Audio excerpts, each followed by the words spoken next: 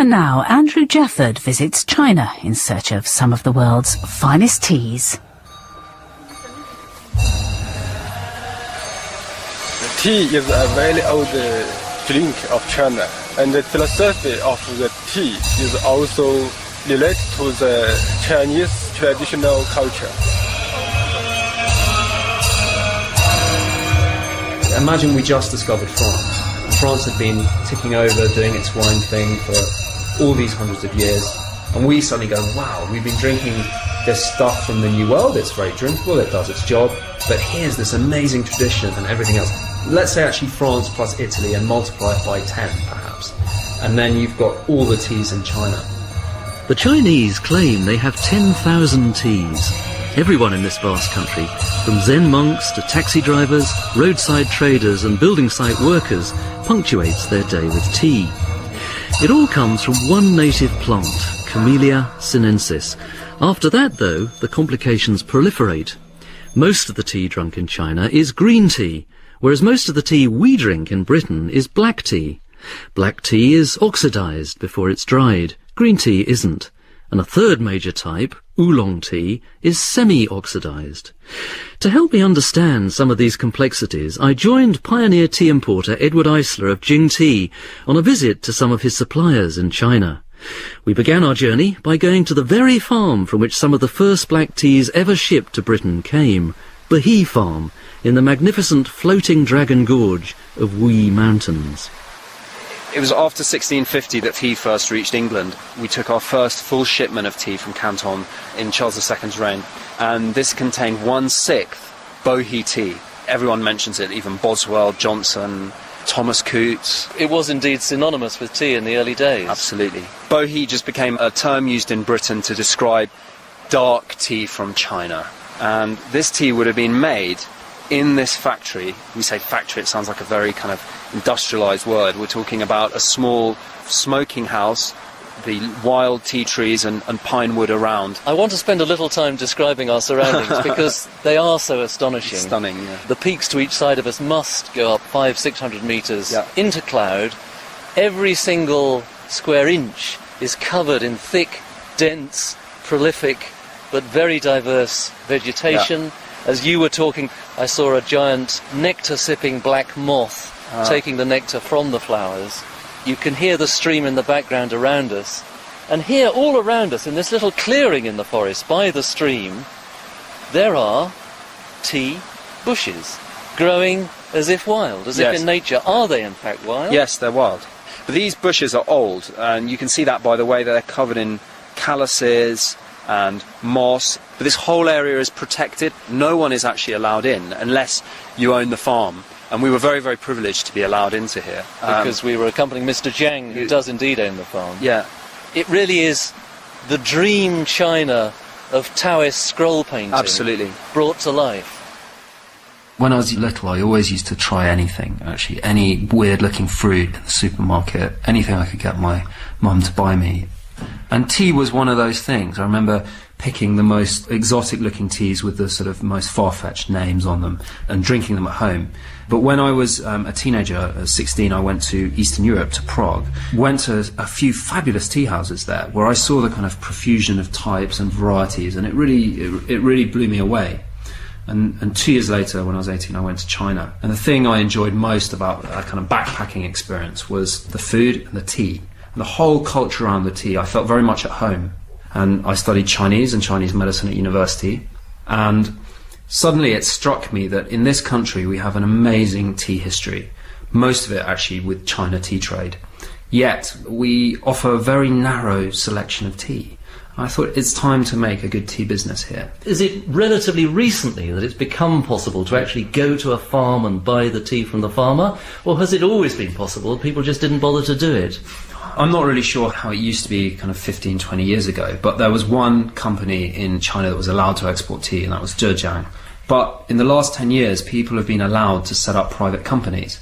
Many private tea companies have popped up, and that's made export of tea easier. So your business really is a function of the big economic changes that happened in the last 10 years in China. 20 years or 30 years ago, it wouldn't have been possible. You would have had to have bought simply through this one big company. Yeah, I would. And I may have got some good tea from them. I may have done. I'm not sure. But it would have been limited. And now my feeling of going to China is real freedom. Of course, the vast majority of tea in this country is black tea in tea bags, not necessarily, if indeed at all, coming from China. Just relate those teas, if you would, to China tea that you've been talking about. They're very different. The example I think that is not a bad one is maybe the difference between tomato ketchup and a freshly made sauce. There's nothing wrong with tomato ketchup. It's actually a good product, but it's not really taking you into the whole culinary world and everything you can experience. This is the noise of a water wheel. They're showing us the ancient way in which they used to process the leaves. We've just been up to a kiln in which they're slowly curing the leaves. The kiln is full of smoke, and underneath that there is this water wheel in action. This is turning the rolling machine below where the tea is withered. And next door we've actually got the pine wood being burnt. And what this does is the smoke goes through this floor, which is like a slatted bamboo floor, and comes into contact with the tea withering above. And this little bit of warmth slowly makes the tea wither. The exact way in which you process the fresh green leaves will determine the tea's type, but that process always involves drying by heat. Green tea in China is pan-fired. Oolong and black tea, by contrast, are first withered and rolled to provoke oxidation before they're dried. Although you can see the greenness of the leaf, you see it turning red. That's where the oxidation is happening. Hence black tea. Black tea is oxidised. Just smell it, that amazing aroma. As the tea smell, it's not the smoke smell at all. Oh, God, it is smoky. Just having to beat a retreat because the smoke gets in your eyes and your lungs very quickly. One of the effects of firing bohea over burning pine logs is to give the tea a delicately smoked character, the origin of the aggressively smoky China tea type we know in Britain as Lapsang Souchong, though the quality difference between the two is marked, as Bohea's president Jan Huangchun explained. 在历史上的正商小种并不是现在的 Lapsang. The bohea is made from tea from this area, just this area. It's different to the tea material from anywhere else. Also, it's processed with the local pine from this area as well. The lapsang, the material, the tea material, comes from many different places, maybe from Kimon, and you cannot get the same flavour if you process it in the same way with the local pine wood. The taste from Kimon or wherever else it's from will come through too strongly. So you have to process it differently, more strongly, with more fire. And people in Europe just buy the conventional one. We've got 1, 2, 3, 4, 5, 6 examples of the Bohea tea. These are just different grades of leaf that have been used. So we taste the first. It's got that wonderful, rich smoothness and thickness and syrupiness on the tongue. But it's light, and there's none of that harshness people normally associate with lapsang tea. In fact, when you first taste it, you're almost wondering if it is smoked at all. They're not trying to smoke the tea. That's not the intention. The intention is to process the tea. And it happens that they use pine wood to do that. So what you shouldn't be seeing with lapsang is overpoweringly smokiness. Just taste this one. At the far end, we've got the kind of conventional lapsang, which is still expertly processed and better than most conventional lapsang you'll encounter. More overtly smoky, but it is this wonderful, rich, almost exotic incense quality that the pine gives you, as opposed to some of the oak chips and oils and other things that are used for making less expensive lapsangs. Exactly. So this is the best of the conventional, and the bohea is just the best of the best. As far as black tea goes, nothing really compares in terms of history, tradition, rarity. You're not even allowed into this place. It's completely protected, it's organic, it's likeable by the top connoisseurs or the most ordinary of palates. I think this is just fabulous. Back in the port city of Fuzhou, from which much bohea was originally shipped, I met jasmine tea producer Zhen Zhen. Dinner was an elaborate affair requiring clams and crayfish to be netted from tanks. While we waited, she told me about how the Chinese enjoy their tea. The first thing we do in the morning is to make tea. I have a tea set in our living room. And the first thing we do in the morning is to boil the water and then make maybe jasmine tea, sometimes green tea, sometimes oolong. We drink it like quite complicated method. Tell us about that complicated method, as simply as you can. It's like we had a lot of cups. The cups, I should say, for English listeners, are almost thimble size. They're Tiny. not big cuppers. No, we never drink it in bigger cups. Also, we don't drink the first infusion of every tea. The first infusion, we always spit it out. Because in the first infusion... So what's wrong with the first infusion? The tea leaves, there are some like dust. Oh, so you're cleaning the tea leaves? Yes, that's right. Also, there's hot water to open the leaves. So the second infusion is better. And how many infusions will you have altogether? Depends on like what kind of tea you're drinking. The jasmine tea, normally you can infuse it for 6 times. For oolong tea, it's more, like 10 times. And green tea is less, like 3 times maximum. This is something rather surprising to somebody brought up on English tea culture, because for us, 1 infusion and the tea leaves are exhausted. Tell us a little about how the very, very best teas are drunk here in China, the kind of teas that rich people or people who really love tea will spend the equivalent of several £100 for half a kilogram. How are those teas drunk? I don't think the most expensive tea is like best quality. It's just they are quite rare. Very rich people in China, they always after this kind of rare things. They drink this rare tea, they drive maybe quite expensive rare cars, a kind of lifestyle for them. Sort of showing off and a statement. Yes, that's right. From Fuzhou, Ed and I flew north to Hangzhou in China's biggest tea-producing province, Zhejiang. One of the country's freshest and sweetest green teas, Jing or Dragon Well, is grown near the city's placid, misty West Lake. Exporter Li Haitao took us to a tea house in the water garden of China's National Tea Museum. Tea houses are as ubiquitous in China as pubs are in Britain. In the weekend, we also go to the tea houses for relax and meet friends. And sometimes in the business way, we ask our customers to tea house. We're in these very elegant surroundings. We're privileged people within Chinese society. But what about poor people within Chinese society? Are they able to enjoy tea in the same way that we can here today? No, maybe the poor people have no weekend like some rich people. They labor every day, physical labor every day. And after physical labor, they always drink a cup of tea, very strong, very strong. Like my grandfather, he has a very old teapot, more than 30 years or 40 years. Most old people have such kind of teapot or teacup. What job did your grandfather do? He is a farmer. And tea is an important part of rural life as well as city life. In country like my hometown, we produce many teas every year.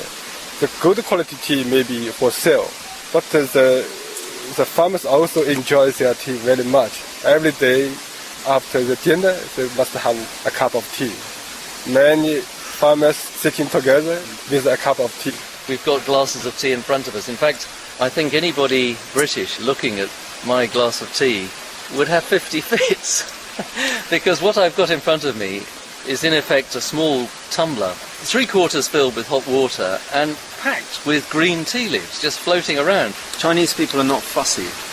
They don't mind a few tea leaves in their mouth. That's actually part of the experience. There you go, you spit them. That noise was just me. You see, you take a little sip and you get a mouthful of tea leaves. As you drink, you almost sort of suck tea out of the leaves themselves. And so what do you think of this tea, this Dragon Well? I think it's wonderful. What you get when you drink this tea is a wonderful sense of the freshness, the sap of the plant. You very rarely find this in the green tea we see in Britain at the moment. It's rather dry, hay-like stuff. Green tea doesn't work in the form of fannings. Anyone who would be listening, if they take a tea bag out of the box they bought from the supermarket, tear it open and look what's inside, you see a sort of very broken up, dusty looking stuff. There's 2 ways that this is produced. Either after the whole leaf is sorted and it's what's left, or the whole leaf is actually cut. Now, the problem is, this makes a tannic, harsh infusion. Because it's so broken up and the surface area is so high, it loses freshness incredibly quickly. Very few Chinese people drink tea like this, and for good reason, and I think we should stop. So the important things with green tea are truly freshness, yes, whole leaf, yeah. And that way you will really enjoy this wonderful, vivacious, life-enhancing, chlorophyll-packed experience that green tea can be. It's a world apart from what nearly everyone in Britain will know as green tea. I think people look at it as that sort of thing that you should drink for health, but it's a bit of a punishment, something that maybe you get used to. Whereas actually it's something sweet, delicious and fresh. From Hangzhou, it was 1,000 kilometres south to the city of Guangzhou, formerly known as Canton. Perhaps the most unusual of all China's teas is the semi-oxidised, or oolong tea, called pu'er. This is grown in the far southwest of the country, in Yunnan province, but much of it is traded through Guangzhou, in particular via the colossal Fangsun market. We're now in Fangsun, the largest tea market in Asia. And remember, this one building is just one of countless ones, so it extends right across a whole part of this town.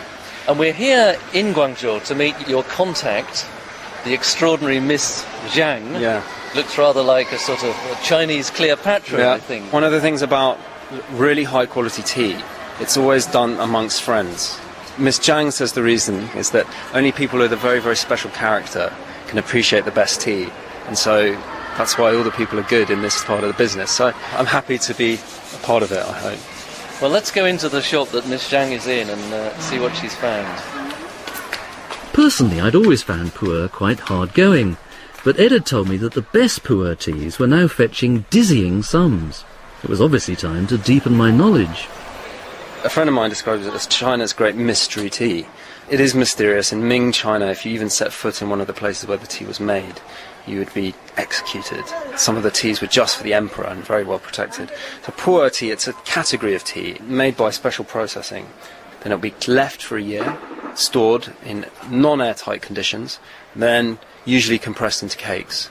Pu'er tea is aged tea, yes. Whereas other teas are generally got to market as fresh as possible. Yes, most tea you want to drink within 1 year. Pu'er tea gets better with age. We've got bricks here, classic tea bricks. These particular ones are really for show.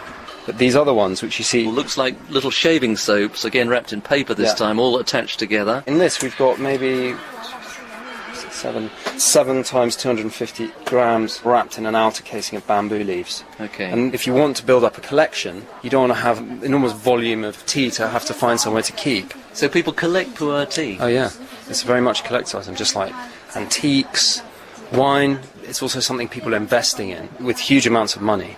If you mention pu'er tea to anyone in China these days, then they just say, oh yeah, pu'er tea. It's a kind of new business people and entrepreneurs all have this interest, and as a result, the market has really boomed for pu'er tea.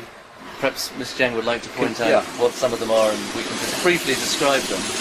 你可以教我们什么好，什么好不好，什么不好？50年代的，比较好的这个50年代的普洱茶。Okay, there's some really old teas here, actually, from 50, 40, 30 years. We're looking at a very special area behind the desk of the person who's behind the counter, so in a high security position for this shop. You can see the different colour of the seals. Green seal, yellow seal, red seal. So red seal's from the 50s. So these are cakes that have been around since, the Cultural Revolution. Later, Miss Jang has said that we're going to drink some red seal tea, which is incredibly rare. Most people, if we told them we're drunk, they wouldn't even believe us. Roughly how much does they cost, some of these older ones? 一个红银多少钱？2万到13万人民币之间，看仓储情况。350 grams or one cake would cost you £8,000. How many cups of tea are you going to get for your £8,000? So 350 grams, you'd use around 5 grams per cup. That's 70 cups.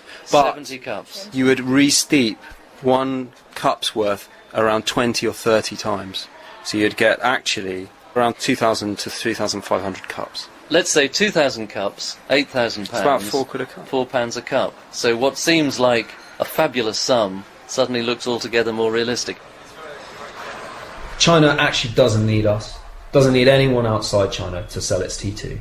it has this wonderful domestic market, and that's why these amazing China teas still exist today, and they're produced in the best way possible. India and Africa were set up for completely different reasons. Mass production and for export, actually by the British. You get great teas from these places, but you basically in India, you have three main tastes. People will maybe gasp at this, but Darjeeling, you have a first and second flush. In Assam, sure, you have a first and second flush, but basically everyone drinks the second flush. You have Nilgiri in the south, and basically these are the three main tastes. In China, you have, I don't know, I can't really put a number on it, and you ask any tea expert in China, put a number on the number of different tea tastes you can have in Fujian province alone, and they'll find it very, very difficult. You say they don't need us. Does that mean that the Chinese themselves are prepared to pay the same kind of prices as Western tea lovers would be prepared to pay for fine China tea? Oh, way more. Way, way more. As the steamy Guangzhou night closed in around us, we made our way to Miss Zhang's Pu'er Tea Connoisseurs Club, sited in a penthouse overlooking the Pearl River. As we prepared to taste the legendary red seal, I asked Miss Zhang how a really great pu'er should taste. 应该经过后发酵生茶，要10年以上的，10年。 When the tea's really good, you'll have a very smooth feeling in the mouth, almost glycerol quality of the tea in the mouth. She was caressing her throat as she said that. It will leave you feeling very relaxed and actually make the palms of your hands feel warm. These are all indications of the quality of the tea, not just the taste. Due reverence has to be accorded to this wonderful, valuable disc of tea. My friend Xiao Ju breaking up the cake. When it started its life, it would have been very green colour, like green tea. And now it's very dark, blackish brown. As it's absorbed water, special cultures have done their work on it. A bit like, you know, cultures in yogurt, but it changes the flavour, mellows it, deepens it. That's actually the sound of the tea being infused for the first time, but so delicate are these utensils, it's hardly audible. She's a very sort of humorous, smiley person, but she's making this tea with great reverence. It's not every day she gets to make red seal tea. Thank you. This is amazing, the colour of this tea. I've never seen tea like that. Bright, ruby colour. The colour you just described was for the washing infusion, which almost incredibly was tipped away, and now we've come on to the first infusion. Yeah, which is even darker actually. So Ed, here we go.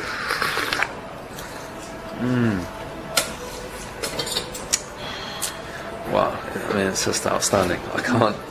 It's very, very hard to describe, but it's like drinking clouds of sandalwood with incredible smoothness and deep, deep flavour. So we're going to have around 20 or 30 infusions. I've never tasted a tea before like this, but whenever I've tasted slightly younger pu'ers, what I'm always reminded of is the forest, damp, evolving, decomposing, aging. It's almost the smell of age itself that you're enjoying. In the beginning you made like jasmine tea, something with an obvious flavour and aroma, something you can easily catch hold of and like. And then you may progress to green tea and then to oolong tea, more complex, more refined, with more connoisseur value. And ultimately you may, in the end, learn to appreciate pu'er tea. Well, completely unlike anything else I've ever tasted. It's definitely a very adult drink, but for those that have a developed taste like dry wine or like something like a Cragganmore whiskey, I think they would be able to really, really appreciate this. It is an acquired taste. It's never going to be an easy taste, as you say. It's always something that you'll have to cultivate a knowledge and understanding of. But like all of these difficult adult grown-up tastes, very, very rewarding once you're there.